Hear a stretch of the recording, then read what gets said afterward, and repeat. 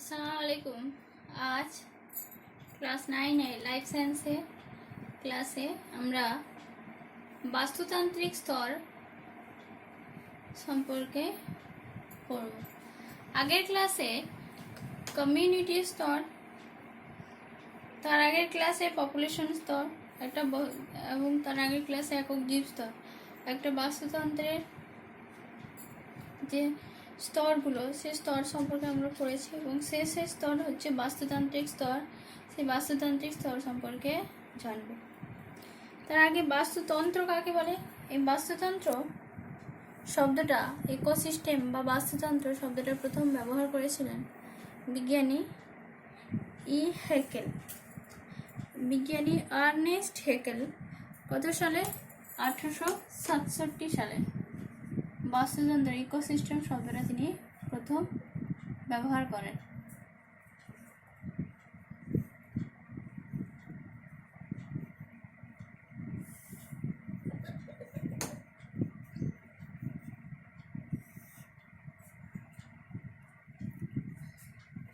তো এই বাস্তুতন্ত্র সব থেকে ছোট স্তর হচ্ছে একক জীবের, না একটা জীব থেকে শুরু, ফের একই প্রজাতি পপুলেশন স্তর, তারপরে বিভিন্ন পপুলেশনকে নিয়ে একটা হচ্ছে কমিউনিটি স্তর এবং অনেকগুলো কমিউনিটি, অনেক বড় স্তর সেটা হচ্ছে কি বাস্তুতান্ত্রিক স্তর। বাস্তুতন্ত্র কি না? বাস্তুতন্ত্র হচ্ছে একটা ক্রিয়ামূলক একক, মানে ক্রিয়ামূলক যেক্ষেত্রে পারিপার্শ্বিক পরিবেশের, যেটা পারিপার্শ্বিক পরিবেশের অন্তর্গত জীবজ এবং অজীবজ, মানে পাশাপাশি থাকা পারিপার্শ্বিক পরিবেশের অন্তর্গত জীবজ এবং অজীবজ উপাদানগুলির একত্রে যে পরস্পর যে প্রতিক্রিয়া করে, পরস্পরের যে প্রতিক্রিয়া, সেই প্রতিক্রিয়াটাই হচ্ছে কি বাস্তুতান্ত্রিক স্তর। বাস্তুতন্ত্র সেটাই হচ্ছে কি বাস্তুতন্ত্র। তো বাস্তুতন্ত্রে দুটো স্পেক্ট আছে, অর্থাৎ দুটো বৈশিষ্ট্য, প্রধানত দুটো বৈশিষ্ট্য, একটা হচ্ছে গঠনগত আর একটা হচ্ছে কার্যগত। তো বাস্তুতান্ত্রিক স্তর, পুরো বাস্তুতান্ত্রিক স্তরটা একটা ছকের সাহায্যে আমি তোমাদের লিখে দেব, তারপরে আমরা সেগুলো আলোচনা করব।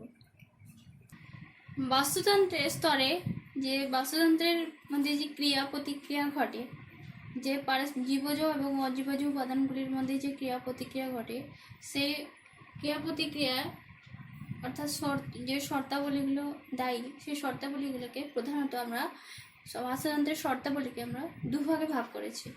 একটা হচ্ছে গঠনগত বাস্তুতন্ত্র, এই শর্তাবলীকে আমরা দুভাগে ভাগ করেছি। একটা হচ্ছে গঠনগত বাস্তুতন্ত্র আর একটা হচ্ছে কার্যগত বাস্তুতন্ত্র। গঠনগত বাস্তুতন্ত্রকে গঠনগত দুটো শর্তাবলী আছে, একটা জীবজ আর একটা হচ্ছে অজীবজ। অজীবজ উপাদানগুলোর মধ্যে কি কি রয়েছে না? অজীবজ উপাদানগুলোর মধ্যে রয়েছে আলো, তাপ, জল, বায়ুমণ্ডল। এগুলো কিন্তু না হলে কিন্তু জীবের সম্ভার হতো না, প্রাণের সম্ভার গড়ে উঠতো না। তো এই যে অজীবজ উপাদানগুলো এবং আবার জীবজ উপাদানগুলোর ক্রিয়া প্রতিক্রিয়া নিয়েই কিন্তু বাস্তুতন্ত্র। তারপরে এই জীবজ উপাদানগুলোকে দুভাগে ভাগ করা হয়, একটা হচ্ছে স্বভোজী আর একটা হচ্ছে পরভোজী। স্বভোজী হচ্ছে উৎপাদক অর্থাৎ উদ্ভিদ, তারপরে পরভোজীকে আমরা তিন ভাগে ভাগ করেছি, একটা খাদক, তারপরে হচ্ছে বিয়োজক, তারপরে হচ্ছে কি রূপান্তরক। তারপরে কার্যগত বাস্তুতন্ত্রে কি কি না? কার্যগত বাস্তুতন্ত্রের শর্তাবলীগুলো হচ্ছে প্রথমে খাদ্য শৃঙ্খল, তার থেকে একটু বড় সেটা হচ্ছে খাদ্য জাল, তারপরে শক্তি প্রবাহ, তারপরে হচ্ছে পরিপোষক চক্র। তা আজ আমরা এগুলো নিয়ে আলোচনা করব। প্রথমে আলোচনা করব গঠনগত বাস্তুতন্ত্র। গঠনগত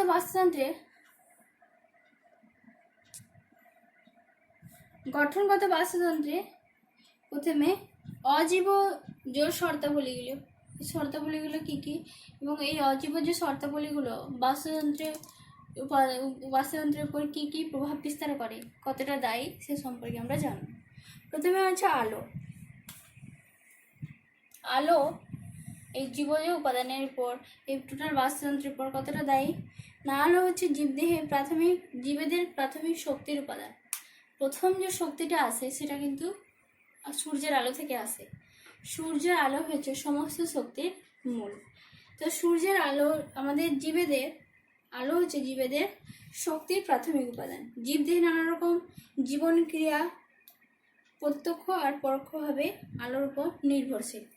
জীবেদের বিভিন্ন ধরনের ক্রিয়া সেটা পরোক্ষভাবে হতে পারে এবং প্রত্যক্ষভাবে। যা আমরা একক জীবস্তরের উপর আমরা জেনেছি যে আলোর উপর প্রত্যক্ষ ক্রিয়াও ঘটে জীবেদের উপর, উদ্ভিদ প্রাণী সবার উপর, এবং পরোক্ষভাবেও হতে পারে। আলো সবুজ, এই আলোর দ্বারা কি করে? সূর্যের আলো, বিশেষ করে সবুজ উদ্ভিদরা তারা কী করে? সূর্যের আলোর সাহায্যে সালোক সংশ্লেষ প্রক্রিয়ায় খাদ্য তৈরি করে। সেই খাদ্য কী হয়? আবার পরবর্তী জীবস্তরে গিয়ে বাহিত হয় এবং পরবর্তী জীবস্তরে সেই শক্তিটা বাহিত হয়। তাহলে আলোর সাহায্যে কিন্তু প্রথম যে প্রোডাকশন, যাকে প্রডিউসার বলা হয়, যে নিজের খাদ্য নিজে তৈরি করতে, এটা কিন্তু আলোর সাহায্যেই করে সবুজ উদ্ভিদ। সালোক সংশ্লেষ প্রক্রিয়া সে কী করে? একটা খাদ্য তৈরি করে। তারপরে অনেক প্রাণী যেমন হচ্ছে আরশোলা, মথ, বাদুড়, এরা আলোর অনুপস্থিতিতে রাত্রে সক্রিয় হয়। আবার অনেক জলজ প্রাণী গমন, বর্ণ, পরিণতি, তাদের সব কিছু কিন্তু আলোর উপর নির্ভরশীল। তাদের দেহের গমন, তারপরে হচ্ছে বর্ণ, দেহের কালারটা আলোর উপস্থিতি এবং অনুপস্থিতিতে ভিন্ন ভিন্ন ধরনের হয়। আলোর উপস্থিতিতে বর্ণটা আরও বেশি গাঢ় হয়, আলোর অনুপস্থিতিতে বর্ণটা সাদা হয়। তো এগুলো কিন্তু আলোর উপর শুধুমাত্র উদ্ভিদের না, প্রাণীদের উপরও আলো নির্ভরশীল। তারপরে আছে কি? তাপমাত্রা, তাপ, টেম্পারেচার। টেম্পারেচার কি? টেম্পারেচার হচ্ছে জীবেদের অন্যতম উপাদান। জীবদেহে যে বিভিন্ন বিপাক ক্রিয়া, জীবদেহে উদ্ভিদ এবং প্রাণী উভয়ই যে বিভিন্ন বিপাক ক্রিয়া নিয়ন্ত্রণ হয়, তার একটা নির্দিষ্ট তাপমাত্রায় হয়। একটা নির্দিষ্ট তাপমাত্রায় বিপাক ক্রিয়াগুলো ঘটে। তার একটা নির্দিষ্ট লেভেল আছে। ওই তাপমাত্রা যদি বেশি হয় তাহলে বিপাক ক্রিয়া বিঘ্নিত হবে, আবার যদি কম হয় তাহলে বিপাক ক্রিয়া ঘটবে না। তো বিপাক ক্রিয়া একটা নির্দিষ্ট তাপমাত্রা হয়, যেমন 5 ডিগ্রি থেকে 35 ডিগ্রি সেলসিয়াস উষ্ণতায়। যেমন হচ্ছে ঘটনা ঘটে বিপাকে, তাপের প্রভাবে হয়। আমাদের শরীরেও যে পরিপাক ক্রিয়া, বিপাক ক্রিয়াগুলো চলে, এগুলো কিন্তু তাপের প্রভাবে, সূর্যের আলোর প্রভাবে। আবার আমরা দেখি, আমরা ওই জন্য খাবারের যে ভাগগুলো আলাদা আলাদা করি। আমরা লাঞ্চ টাইমে যখন তাপের প্রভাবটা বেশি থাকে তখন আমরা একটু বেশি খাবার দাবার করি, কেন সেই সময় হজম প্রক্রিয়াটাও বেশি থাকে। দিনের বেলায় খাবার দাবার বেশি হয় যাতে বিপাক ক্রিয়াটা আরও বেশি হয়, কারণ তাপের প্রভাব সেখানে থাকে। যেমন বীজের অঙ্কুরোদ্গমের জন্যও একটা নির্দিষ্ট তাপের প্রয়োজন। কোষের ক্লোরোপ্লাজম ওর জন্য একটা নির্দিষ্ট তাপ সহ্য করতে পারে। সর্বোচ্চ তাপ যদি আরও বেশি তার থেকে যদি বেশি তাপ হয় তাহলে কি হবে? টোটাল বিপাক ক্রিয়াটা, সেই কী হবে? প্রক্রিয়াটা সেটা বিঘ্নিত হয়ে যাবে। সেরকম বীজের অঙ্কুরোদ্গমের জন্য যদি খুব কম তাপমাত্রা, তখনও বীজ অঙ্কুরিত হবে না। আবার বেশি তাপমাত্রায়ও কিন্তু বীজ অঙ্কুরিত হবে না। আমরা জেনেছি মরু অঞ্চলে প্রচুর তাপ, তখন কী হয় না? বীজ তেমন অঙ্কুরিত, অনুকূল পরিবেশ হয় না। যদি বৃষ্টিপাত হয়, তাপমাত্রা যদি কম হয়, তাহলে ওই বীজগুলো কিন্তু অঙ্কুরিত হয়। তাহলে বীজের অঙ্কুরোদ্গমের জন্য, জীবদেহে বিপাক ক্রিয়ার জন্য, পরিপাক ক্রিয়ার জন্য তাপের প্রয়োজন হয়। তারপরে হচ্ছে জল।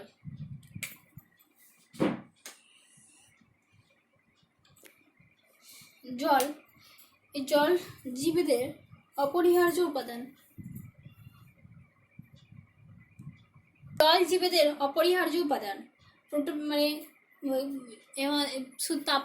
তাপ এবং আলো তাপের মতোই জলও একটা জীবেদের তথা উদ্ভিদ এবং প্রাণীর একটা অত্যাবশ্যকীয় উপাদান। বিপাক ক্রিয়া, পরিপাক ক্রিয়া বা বিভিন্ন যে প্রক্রিয়াগুলো, সেগুলো কিন্তু জলের প্রভাবেও নিয়ন্ত্রিত হয়। যেমন প্রোটোপ্লাজমকে সুস্থ রাখতে, বিপাক ক্রিয়াগুলো নিয়ন্ত্রণের জন্য জলের প্রয়োজনীয়তা। তারপরে প্রাণীদেহে রক্তকে তরল রাখার জন্য, খাদ্যবস্তু পরিপাকের জন্য বা বিপাকজাত দূষিত পদার্থগুলো নির্গমনের জন্য, এগুলোর জন্য সব কিছুর জন্য কিন্তু জলের প্রয়োজন হয়। আবার উদ্ভিদ দেহে অতিরিক্ত জল বাইরে বেরিয়ে যাওয়া, বের করানোর জন্য, সংবহনের জন্য, বীজের অঙ্কুরোদ্গমের জন্য, বাষ্পমোচনের জন্য কিন্তু জলের প্রয়োজন হয়। তাহলে জল ছাড়া কিন্তু এগুলো কাজ হবে না। তো জল ও আলো এবং তাপের মতোই একটা অপরিহার্য উপাদান। তারপরে হচ্ছে বায়ুমণ্ডল, অ্যাটমসফিয়ার বা বায়ুমণ্ডল। এই বায়ুমণ্ডল কিন্তু এইসব উপাদানের মতোই খুবই গুরুত্বপূর্ণ একটা উপাদান। এই বায়ুমণ্ডলে কার্বন ডাইঅক্সাইড, অক্সিজেন, নাইট্রোজেন, জলীয় বাষ্প, ধূলিকণা, এগুলোও কিন্তু সমস্ত জীবকুলের উপর, বাস্তুতন্ত্রের উপর একটা প্রভাব বিস্তার করে। বা বায়ুমণ্ডলে যে শীত, গ্রীষ্ম, দিনের আলো, রাতের অন্ধকার, এগুলোও জীবের উপর একটা জীবের বিভিন্ন বিপাক্রিয়া, পরিপাক্রিয়া, জীবের জ্বলন, গমন, রেচন, বর্ণ গঠনের উপরেও প্রভাব বিস্তার করে। এই বায়ুর যে অক্সিজেন, দেহকোষে বায়ুতে যে অক্সিজেন থাকে, সেই অক্সিজেন কি হয়, জারণ ঘটায়, দেহকোষে জারণ ঘটায়, শক্তি নির্গমন ঘটায়, শক্তির ক্ষয় হয়, শক্তি খরচা হয়। তারপর হচ্ছে আবার বায়ুর সালোক সংশ্লেষ প্রক্রিয়ায় উদ্ভিদ কী করে, যে বায়ুমণ্ডলের যে CO2 সেটা গ্রহণ করে খাদ্য তৈরির জন্য, এবং প্রয়োজনীয় তাদের যে পরিত্যক্ত O2 তারা ত্যাগ করে দেয়, যেটা প্রাণীকুলের প্রাণবায়ু প্রয়োজন, যেটা আমরা প্রশ্বাসের মাধ্যমে গ্রহণ করি। তারপরে বীজের অঙ্কুরোদ্গমের জন্য, ফল, বীজের বিস্তার, পরাগরেণু, বায়ু প্রবাহ কিন্তু ঘটে। তারপরে হচ্ছে আর একটা উপাদান, এটা হচ্ছে ভূপ্রাকৃতিক গঠন।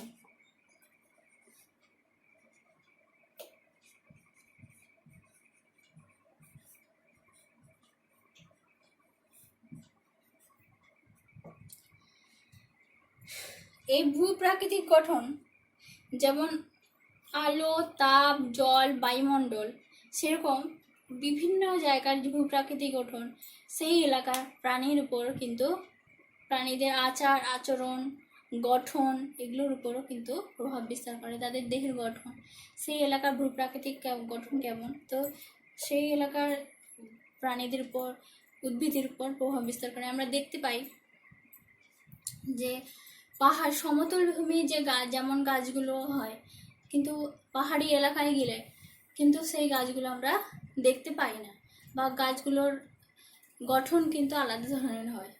সমতল ভূমিতে গাছগুলো শিকড়যুক্ত, বেশ গুঁড়িযুক্ত হয়, শাখা প্রশাখা বেশি থাকে। তো পাহাড়ি এলাকার গাছগুলো আমরা দেখি ওদের শাখা প্রশাখা বেশি থাকে না, তার গুঁড়িটা বেশ লম্বা হয়, সরল বর্গীয় হয়। এরা এইসব গাছগুলো বেশ গুঁড়িযুক্ত হয়। পর্ণমোচী, চিরহরিৎ, এই ধরনের গাছগুলো সমতল ভূমিতে দেখা যায়। তারপরে আমরা সমতল ভূমি যে প্রাণীগুলো আমরা দেখতে পাই, পাহাড়ি এলাকায় কিন্তু সেই প্রাণীগুলো কিন্তু দেখতে পাওয়া যায় না বা কম দেখা যায়। পাহাড়ি এলাকায় যে প্রাণীগুলো দেখতে পাওয়া যায় সেগুলো কিন্তু সমতল ভূমিতে দেখতে পাওয়া যায় না। যেমন উচ্চতার ঢাল, পর্বতের অবস্থান, সেগুলো কিন্তু উদ্ভিদের বিস্তারকে প্রভাবিত করে।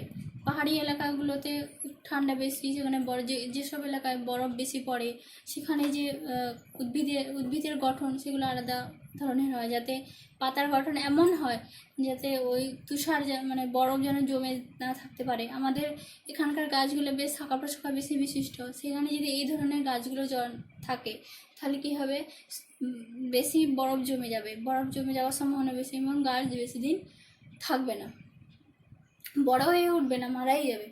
কিন্তু সেই পাহাড়ি এলাকার যেখানে বরফ আবৃত এলাকা, সেখানে গাছগুলো দেখবে সুচালো ধরনের হয়, পাতাগুলো বেশ সুচালো নিচুর দিকে হয়, কারণ সেখানে ওই নিচুর দিকে হয় বলে বরফগুলো জমে থাকে না। যেমন পাইন, ফার, ওক, বার্চ গাছগুলো কিন্তু পাতাগুলো সুচালো ধরনের হয় এবং নিচের দিকে হয়। তারপরে সমুদ্রপৃষ্ঠ থেকে স্থানীয় উচ্চতা বৃদ্ধির সঙ্গে সঙ্গে বায়ুমণ্ডলের চাপ, উষ্ণতা, আর্দ্রতা এর জন্য এগুলো উষ্ণতা, আর্দ্রতা, তাপমাত্রা এগুলো পরিবর্তন ঘটে। এগুলো প্রাণীর উপর, জীবদের উপর, উদ্ভিদের উপর প্রভাব বিস্তার করে। এরপর আছে জীবজ শর্তাবলী বা জীবজ উপাদানগুলো। জীবজ উপাদানগুলো কি কি? জীবজ উপাদানকে আমরা দুভাগে ভাগ করেছি, একটা হচ্ছে স্বভোজী আর একটা হচ্ছে পরভোজী। স্বভোজী হচ্ছে উদ্ভিদকে, স্বভোজী মানে নিজের খাদ্য নিজেরা যারা তৈরি করতে পারে, অর্থাৎ উৎপাদক, একে উৎপাদক বলে, উৎপাদক বা প্রডিউসার বলা হয় একে। তো এই উৎপাদক কেন বলা হয় না, এই জীবেরা নিজের খাদ্য নিজেরা তৈরি করতে পারে এবং ক্লোরোফিলযুক্ত কোষ, যে এরা কী করে, ক্লোরোফিলযুক্ত কোষ থাকার জন্য পরিবেশ থেকে জল, বাতাস থেকে কার্বন ডাইঅক্সাইড শোষণ করে সূর্যালোকের উপস্থিতিতে কী করে, সালোক সংশ্লেষ প্রক্রিয়ায় শর্করা জাতীয় খাদ্য উৎপাদন করে। তাই বাস্তুতন্ত্রে এদেরকে কি বলা হয়, উৎপাদক বা প্রডিউসার। যেমন হচ্ছে সবুজ উদ্ভিদ, কিছু প্রাণীও রয়েছে, কিছু অনুন্নত শ্রেণীর প্রাণী, ইউক্লিনা, কিছু ব্যাকটেরিয়া, গ্রাইসেমিবা, রোডোসিউডোমোনাস, রোডোস্পাইরিলাম, হ্যাঁ, এদের গায়ে কিন্তু ক্লোরোফিলযুক্ত কোষ থাকা, এরা নিজের খাদ্য নিজেরা তৈরি করতে পারে, ওই জন্য এদেরকে উৎপাদক বলা হয়। তারপরে হচ্ছে পরভোজী বা তাকে হেটারোট্রপিক বলা হয়। স্বভোজীকে বলা হয় কি, অটোট্রপিক, মানে অটো মানে নিজের খাদ্য নিজের পুষ্টি তৈরি করে। আর হেটারোট্রপিক মানে হচ্ছে পরভোজী, যে খাদ্যের জন্য অন্য জীবের উপর, অর্থাৎ প্রডিউসার বা অন্য জীবের উপর নির্ভরশীল, খাদ্যের জন্য শুধুমাত্র খাদ্য। পরভোজী, ভোজী মানে এখানে পুষ্টি প্রক্রিয়াটাকে এখানে বলা হচ্ছে খাওয়ার, যে খাওয়ার জন্য, যে খাদ্যের জন্য অন্য জীবের উপর নির্ভরশীল। তো এই পরভোজীকে 3টে স্তরে ভাগ করা হয়েছে, খাদক, তারপরে বিয়োজক, তারপর হচ্ছে রূপান্তরণ। তাহলে পরভোজী এখানে হচ্ছে যে সকল জীবেরা নিজের খাদ্য নিজেরা তৈরি করতে পারে না, উৎপাদনের অক্ষম, প্রত্যক্ষ পরোক্ষভাবে এরা কী করে না এর উপর নির্ভরশীল হয়, তাকে আমরা পরভোজী বলছি। প্রথমে হচ্ছে খাদক। খাদক বা একে বলা হয় কি কনজিউমার, খাদক বা কনজিউমার। এই খাদক এর বিভিন্ন স্তর রয়েছে। খাদকের খাদ্য গ্রহণের ভিত্তিতে বিভিন্ন ভাগে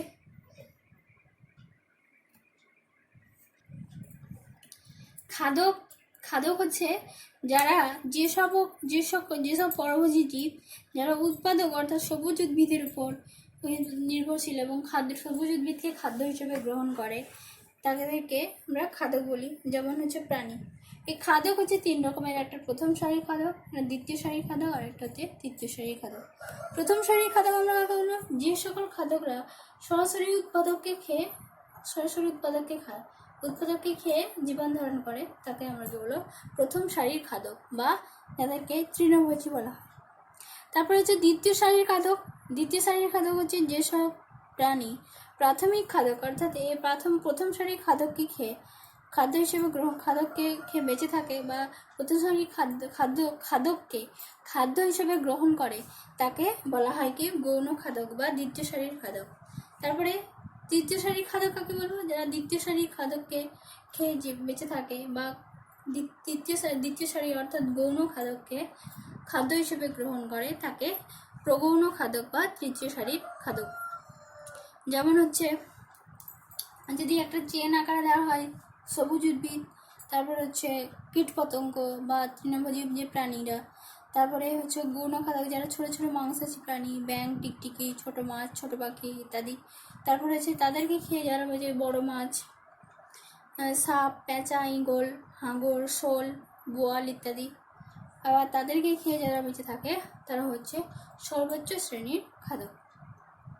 তারপরে হচ্ছে কি বিয়োজক।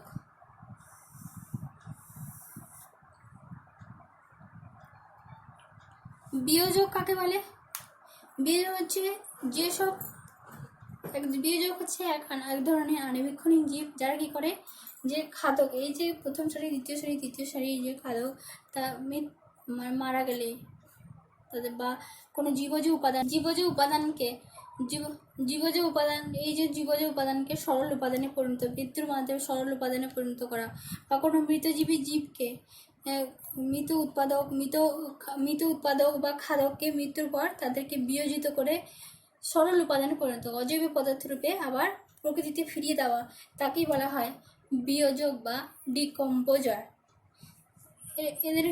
এরা কারা? এরা হচ্ছে আণুবীক্ষণিক জীব। এরা হচ্ছে আণুবীক্ষণিক জীব, যেমন ব্যাকটেরিয়া, ছত্রাক ইত্যাদি। প্রোটোজোয়া ইত্যাদি। তারপরে হচ্ছে রূপান্তরক। এদের আরেকটা ধাপ হচ্ছে রূপান্তরক। কাকে বা রূপান্তরক বা ট্রান্সফরমার, কিছু আণুবীক্ষণিক জীব যারা বিয়োজিত পদার্থকে আবার সরল উপাদানে পরিণত করে, অর্থাৎ এরা সরল উপাদানে পরিণত করছে, যে জটিল উপাদান থেকে সরল উপাদানে পরিণত করছে, এর জন্য এদেরকে বলা হচ্ছে কি রূপান্তরক। যেমন হচ্ছে বিভিন্ন ধরনের জীবাণু, ছত্রাক, মাইক্রোব ছত্রাক ইত্যাদি। তাহলে আজকে আমরা গঠনগত বাস্তুতন্ত্রের যে বিভিন্ন উপাদান সে সম্পর্কে আমরা আলোচনা করলাম। এতটা পর্যন্ত আলোচনা। নেক্সট দিন কার্যগত বাস্তুতন্ত্র সম্পর্কে আলোচনা করব। এই গঠনগত বাস্তুতন্ত্রে কারো যদি কোনো অসুবিধা, এতটা পর্যন্ত গঠনগত বাস্তুতন্ত্র, নেক্সট দিন আমরা কার্যগত বাস্তুতন্ত্র শর্তাবলী সম্পর্কে জানবো। তো এই গঠনগত বাস্তুতন্ত্রে কারো যদি কোনো অসুবিধা থাকে, তোমরা এই ক্লাসটা ভালো করে দেখবে, তার সাথে সাথে বইটাও পড়বে এবং এখান থেকে ছোটো ছোটো প্রশ্নগুলো সেগুলো করবে নিজেরা। কারো যদি কোনো অসুবিধা থাকে অবশ্যই আমাকে জিজ্ঞাসা করবে। ঠিক আছে।